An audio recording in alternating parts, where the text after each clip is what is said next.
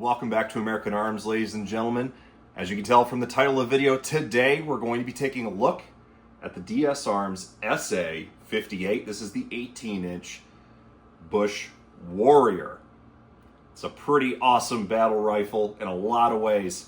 Let's talk about some of the practical purposes of this rifle. Let's talk about what it looks like after 1,000 rounds inside and out, and maybe some operational experience as well when it comes to just using and enjoying this rifle and its considerations for practical, serious, and recreational purposes. Let's get right into it.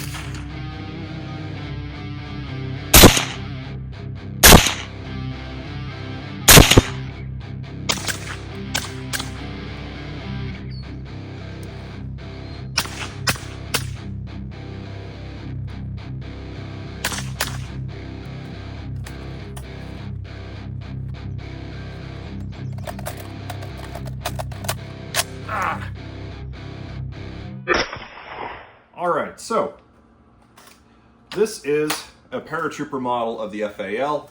It is effectively an FN 50.63 model clone. There are some differences there, but you're going to notice it has the Holland pattern sight, the standard paratrooper folding buttstock, a standard profile barrel, standard handguards, a folding paratrooper pattern L1A1 pattern charging handle, and that's about it. Metric pattern. This is, I believe, a Type 3 style receiver. Don't know how accurate that is to a 5063, but that's what this rifle is. No carry handle, which actually I kind of like. I don't really have much use for a carry handle. I'd probably go Rhodesian on it if I had to have one. I'd probably remove it. But yeah, we're not going to go over the history of this girl, but we are going to take a look at how she's performed. Overall, fantastic, extremely reliable, very durable, the best I can tell, and very flexible, easy to modernize overall, and actually capable of better shooting groups than you would expect. I've ran a lot of ball cartridges, I've ran some hand loads, and I've also ran some precision hunting loads, through this rifle, both suppressed and unsuppressed, and found it can be more than capable and keeps up pretty dang well, if not equal, to the capabilities of a prior reviewed and discussed battle rifle on the channel. This is a Stava M77, a big AK in 308. So let's get on the bench and break this girl down and see how she's doing at over 1,100 rounds. Now, for the purposes of this video, I did remove the optics mount from the rifle, and when I did, I actually had some screw failures. It probably had failed when I put it on, but even in the case that I had 4 screws lose their thread or shift and 2 plates strip out, leaving only 3 to hold it on, it did not move, and I had no zero loss throughout the life of that sitting on the rifle, which was well over 700 rounds, 600 or 700 rounds if I recall. The full round log will be posted down in the description of the video. So we've got the traditional top cover here, and that'll also allow us to see into the receiver better while we're taking a look at the performance. So to start off, let's break this girl open and pull out the bolt carrier group. Comes all out as one package when you have the original top handle there. And that's all she wrote as far as stripping the guts out of the rifle. We can move forward here to remove the gas plug. We'll take that girl out, and we'll take our piston out. This is a fairly long rifle. We're going to fold our buttstock and lay it down. That suppressor makes her full length. But we can start out. This is a suppressor regulator. I have the smallest gas port installed in it, and this has been what I've been running for hundreds and hundreds of rounds. I think this was installed and the rifle began to be shot suppressed around the 300 round mark. So a majority of its life, I'd say about 600 to 700 of the 1,000 rounds plus put down range have been suppressed, and it went quite significantly without cleaning for a while. So that has been excellent. Let's take a look at this bolt carrier group here. I'm going to pull that off, push this forward, and fold it right on out. We can see some standard wear and tear on it, just some shining there where it's got some contact points with the bolt carrier and the receiver. We'll set that girl down. We will pull our action spring assembly right on off the guide rod in the back of the top cover. We've got a little bit of deformation on the back side of it, none on a little bit on the front too, and otherwise it's well broken in, which is good and bad. Smooth running, but sometimes you can feel it just barely going to battery, and if it gets too dirty, you want that action spring to be fresh so that that extractor can click over that cartridge, but we'll get to that here in just a minute. So really, I mean, not a lot of hope to write home about 1,000 plus rounds, and there's not a lot of wear on these internal components, to be honest. When we take a look inside the receiver, we can see some track patterns of the bolt carrier riding back and forth, and good polishing on the hammer, and that's about it. No problems, no lower deformation from the bolt slamming into it. Looking pretty good. No issues here at the gas piston port. Just a little bit of dirt and some copper and brass in there. Standard marks for ejection on the lower as well as the dust covers here. We can see that that's been chewed up a little bit from steel case. And on this one, we can see some matting and some galling on the ejection port side from a lot of suppressed shooting, but it hasn't harmed anything. And so overall, it's looking pretty dang good. I have a Taylor00 Thread Adapter here, and this is a SciCo Omega 300.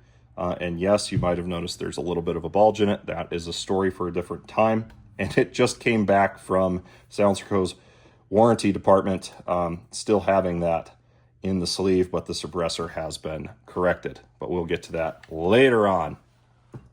So really, without deep diving into things that it's going to be minutia, long story short is the internal components look fantastic. There's extremely reliable feeding from surplus magazines of multiple types and sources, even with a dent that was partially pulled out of this one before use. Even with the DSA polymer mag that came with the rifle, excellent. And in fact, this mag doesn't splay, and I mean, it will give up a round if you bang it, but she goes right in.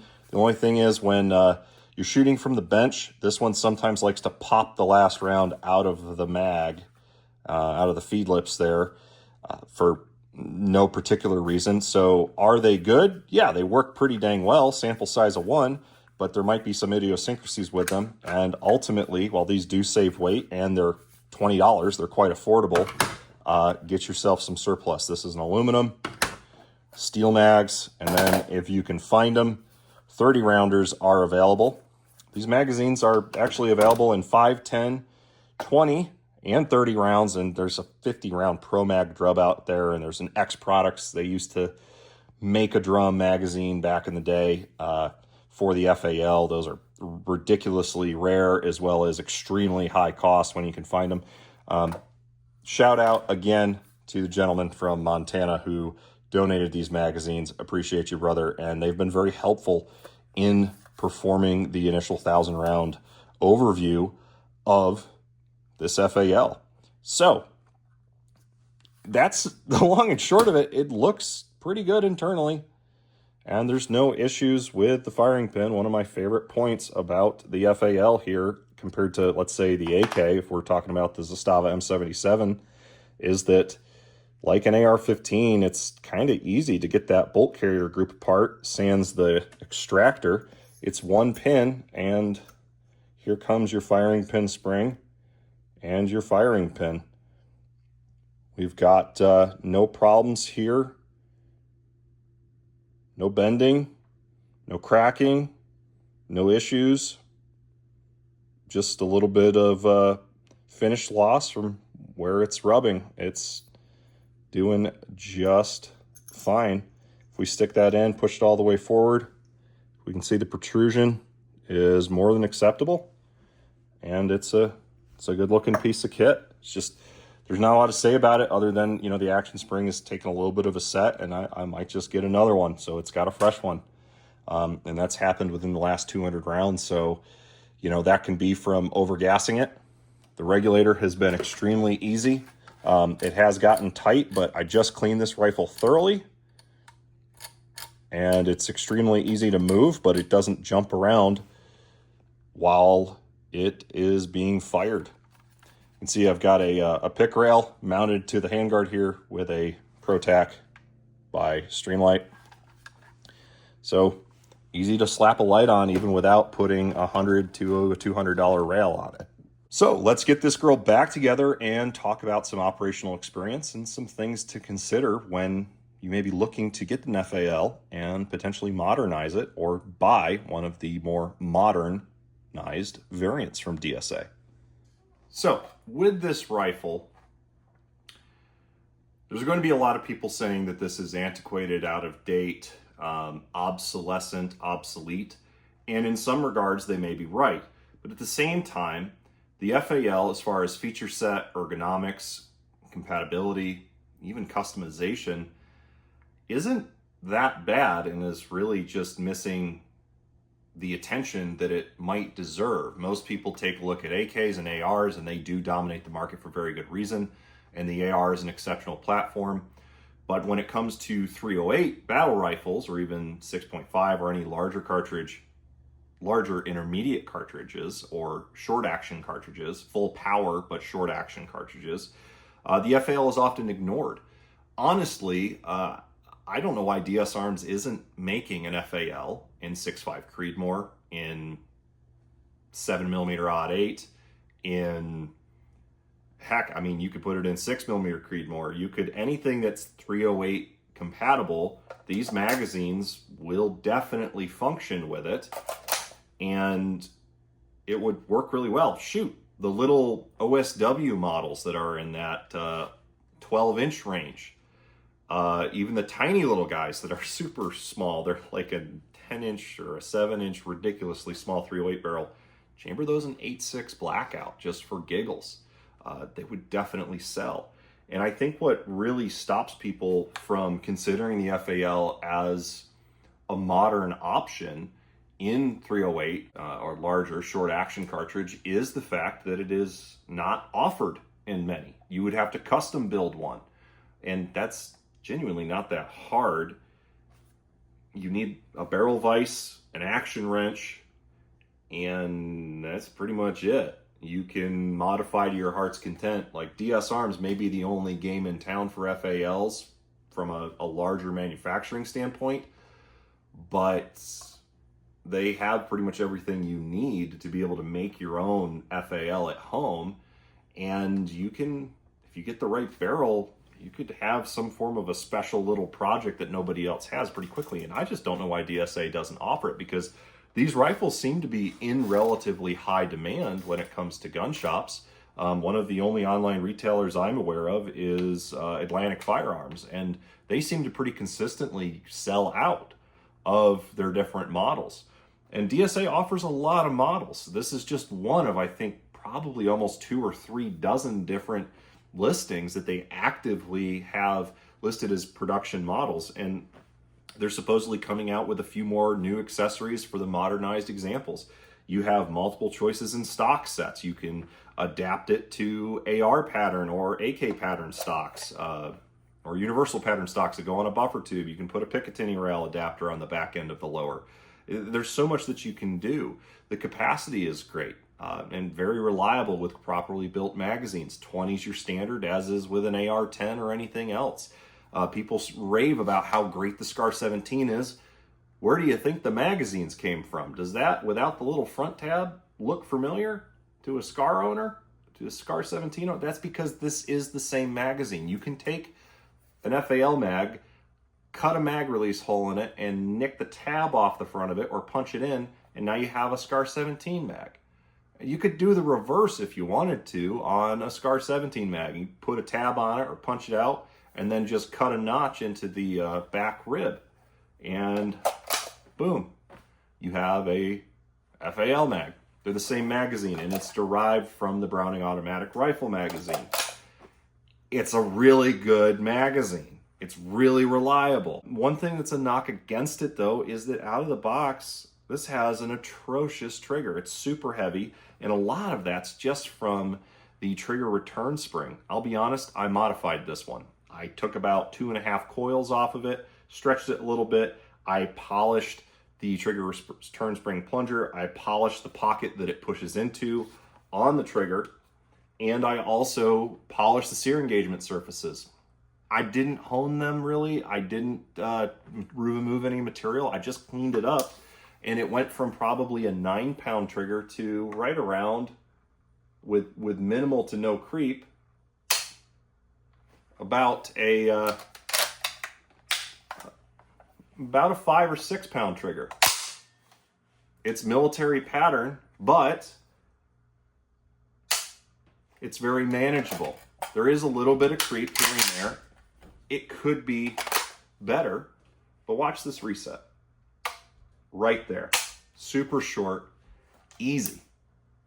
It competes against an AR, and the trigger system, if you've ever popped open an M1 carbine or similar trigger pack, it's extremely easy to service. It's extremely easy to remove. If you're a firearm guy or gal, the FAL may look intimidating from its size and power, but as Mark Novak says, this is about as little of a gun you can spray paint around a .308 Winchester cartridge and get away with it. It is actually really awesome, and this 18-inch variant is extremely handy, even with the suppressor attached to the end of it.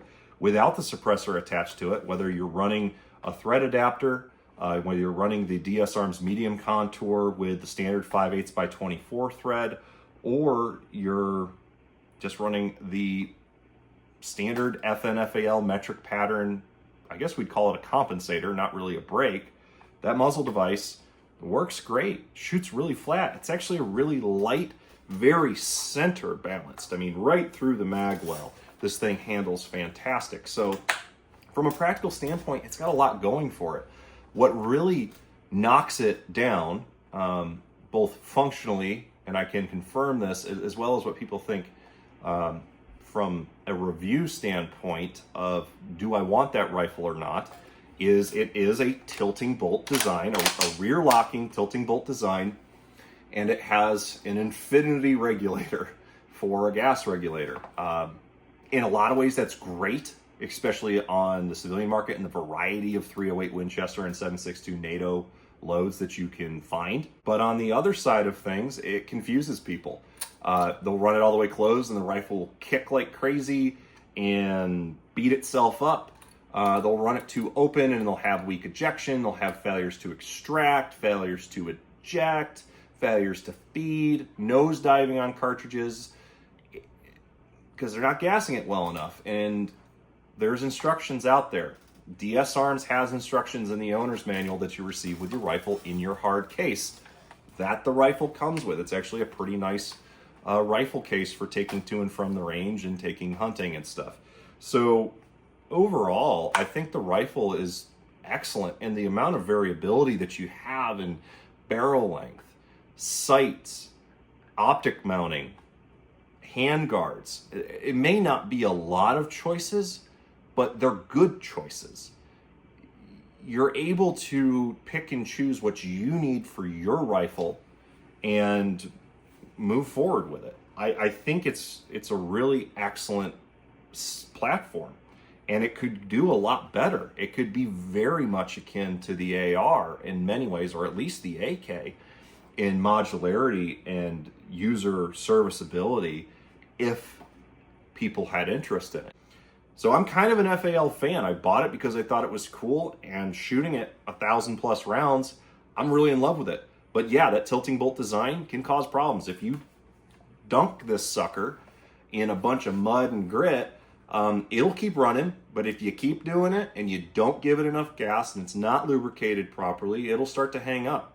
There's a lot of rifles that'll do that though. But I can say when properly maintained, this rifle does great. I shot over 400, I think, plus rounds suppressed without lubricating or cleaning the rifle, and then all I did was wipe it down with a towel and drop some oil on the bolt carrier rails and in the bolt group. And then I went back to shooting, and when I finally had some malfunctions, it was user-induced because I was changing ammunition up, and I didn't make sure that it was ready to cycle on that ammunition with that powder. And it was as simple in the field as going, oh, okay, that didn't work. Let's see here. 1, 2, 3, bang, bang, pretty much. Another click for good measure, and I'm back to work. And when I went back to the M80 Ball by Igman, I'd been running in it traditionally, really strong ejection, kind of noticed an extra punch, and I went, oops, 1, 2, 3.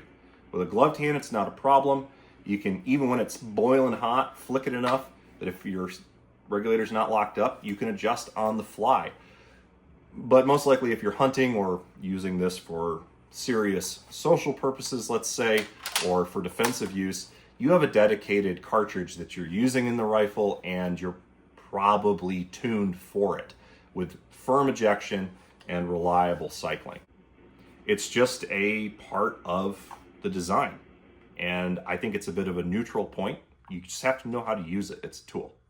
So outside of that, what's the practical purposes for this? Well, I think the accuracy speaks enough for itself. I've seen some little over 1.25 MOA, 1.5 MOA groups out of one of the more precision loadings I've put through it. A Handload 165 grain Game King hollow point boat tail. And the other side of things is it depends upon the ammunition. I've seen some really bad ammo that's shooting, you know, a 5-inch group. 5 MOA at 100 yards, and I've seen some standard M80 Ball performance of 3 MOA, you know, 2.5 to 3 MOA. With Igman M80 Ball, which is kind of my M80 Ball of choice, just because of the cost effectiveness and the quality of the ammunition. Not sponsored, just that's what I've been buying. It's been pretty dang good. I've been seeing pretty much that 2.5 to 3 MOA performance out of this rifle, as well as the Zastava M77. So it stays on par with the current market in 2025 available semi-automatic 308/762 NATO rifle. You know, the performance of the rifle is dependent upon the loadings and the conditions you put it through. But overall, for running this rifle mostly suppressed, both with the Scythe Titanium and the Omega 300, I think it's absolutely fantastic. And if you're really looking to get an FAL, and you want to utilize it for recreation, defense, let's say it's your end of the world rifle, there's probably some better choices. You're probably better off with an AR in that regard. But for just fun, for collecting, for, you know, social events, target practice, range use, going hunting with it. I'm taking this hunting this fall. I'm going to harvest a deer or two with it. I think it's a great option, and there's no reason you shouldn't look at it. I think the price point's good, and the quality of the rifle that DS Arms is putting out seems to be fantastic. I'm happy to say that this is an American-made product through and through, and really, really holds up to those expectations. Overall operational experience is fantastic rifle, more than adequate for the purposes I have for it, and it's just a lot of fun. I'd highly recommend, and if anything changes, we'll update you in the future. As always, guys, I hope you enjoyed this content, just driveling on about it and sharing some thoughts and performance.